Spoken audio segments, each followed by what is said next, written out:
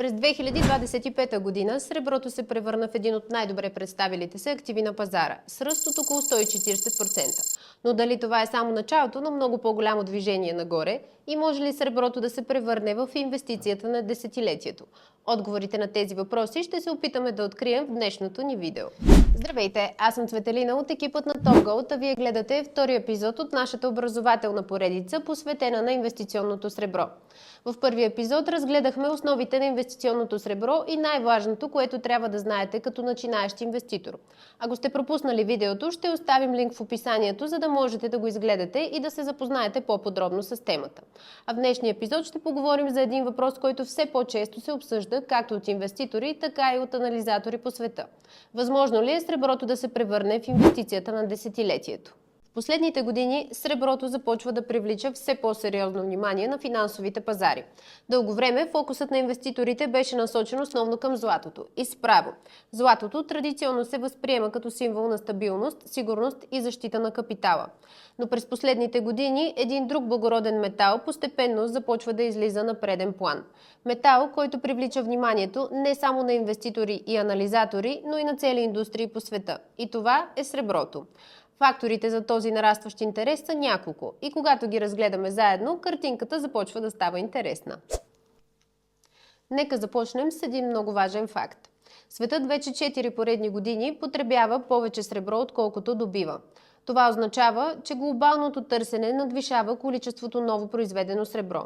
По различни оценки, дефицитът варира между 150 и 250 милиона унции годишно. За да добием по-добра представа за мащаба, това е приблизително между 15 и 25% от годишното производство на сребро. Когато един пазар е в дефицит толкова дълго време, това означава само едно – запасите постепенно започват да намаляват. А когато запасите намаляват, а търсенето продължава да расте, рано или късно това се отразява на цената. Както вече говорихме и в нашето първо видео, среброто не е просто благороден метал. То е един от най-важните индустриални метали в съвременната икономика.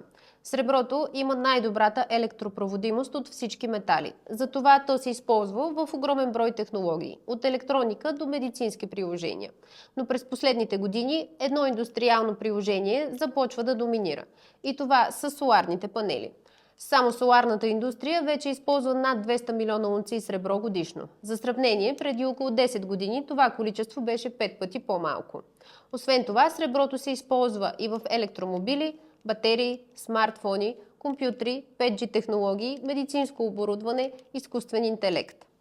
С други думи, среброто е буквално навсякъде около нас. И точно за това много анализатори започват да го наричат металът на бъдещето.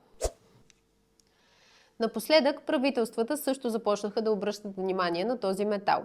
Геологическата служба на САЩ, USGS, официално включи среброто в списъка на критични минерали.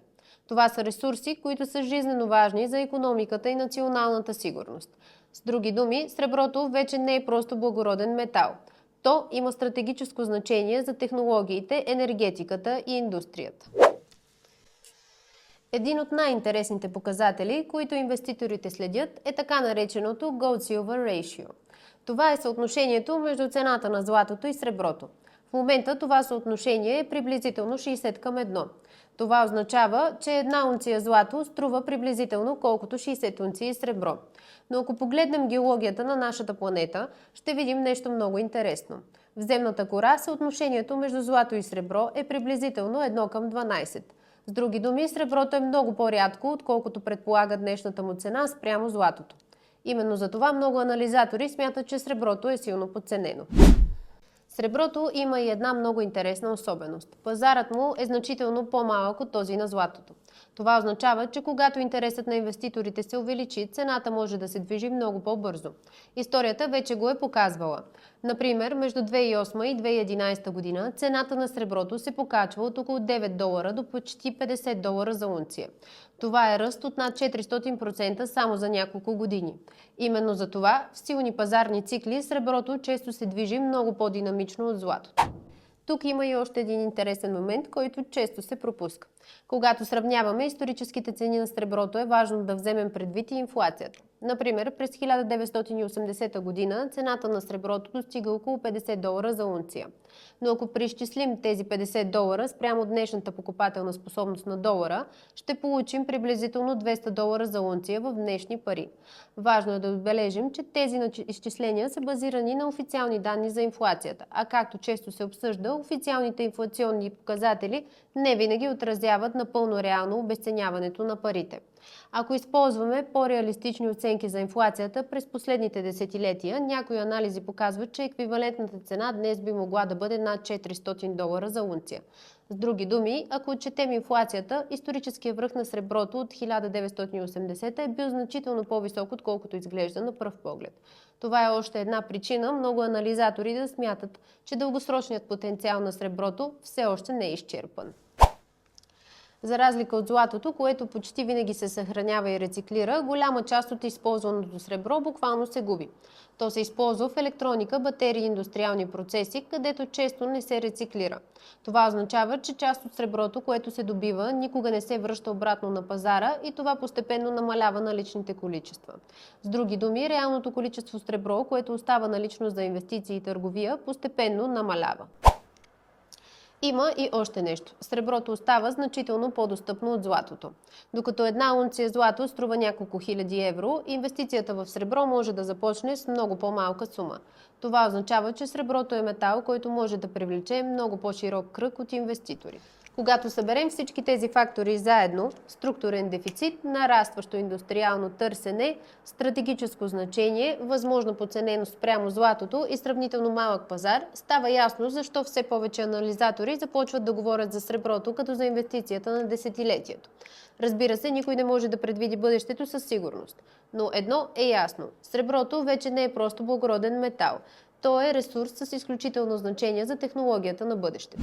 Ще ми бъде интересно да чуя и вашето мнение. Смятате ли, че среброто може да бъде инвестицията на десетилетието? Напишете в коментарите. Ако темите, които обсъдихме до тук, са ви били полезни, последвайте канала и натиснете камбанката. В следващия епизод предстои да разгледаме различните форми на инвестиционно сребро, като монети и кюлчета. Какви са основните разлики между тях, какви са техните характеристики и кои варианти са по-подходящи според целите на инвеститора. Информацията, предоставена в това видео, има изцяло образователен характер и не представлява инвестиционен съвет. Ако желаете допълнително съдействие, може да се свържете с екипа на Top Gold на телефоните, предоставени в описанието, или да заповядате на място в нашия офис. При поръчки от сайта на Top Gold може да се възползвате и от отстъпка с код Цвети1. Доставяме в цялата страна в рамките на един работен ден. Благодаря ви, че бяхте с мен и до нови срещи!